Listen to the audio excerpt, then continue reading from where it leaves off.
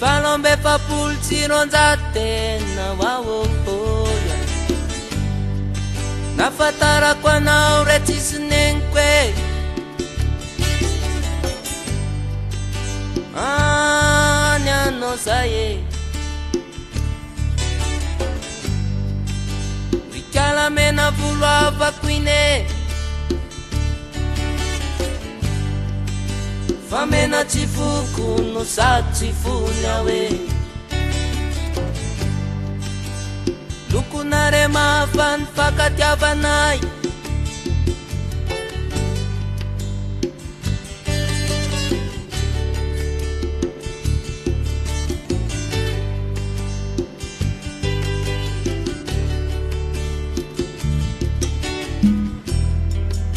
sikiarako tolokaky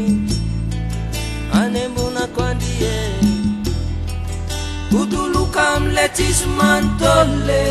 fa nitiavako anao re tamitono izary ny masina mary anembonako andry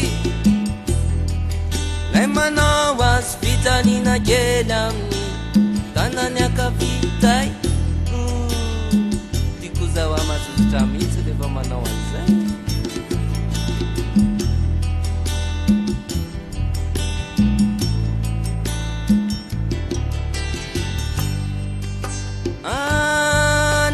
zay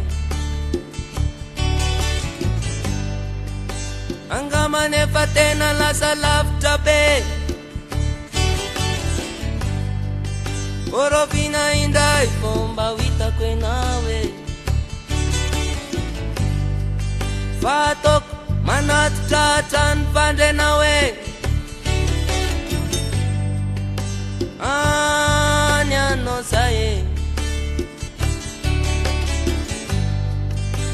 angambe fa mamiraka turem mavitesy amin'ity ro carburenao zay fa fiarantiny de tiako tangelany mahita azy mitsika de fafinaretako iaiaiea sikiarako tolokaky anembonako andrie kutuluka amle tsisy manontolo fa nitiavako anao re tamitono zary ny masina mary anembonako andry lay miantona amin'ny tambohan'oletsy manjaka ray vasakosy sotry ambany ty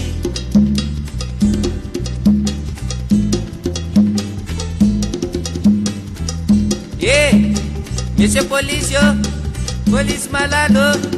nikala mena volingera sendrasendra mba hitanao any lolo any de sakasakamy kely rehefa sendrasendra azonao de eto antsary lalàna de fatopatohy kely da sendra be ranomasy monsieur fonzone na fa vangivangiko matetika any kely monsieur police malalo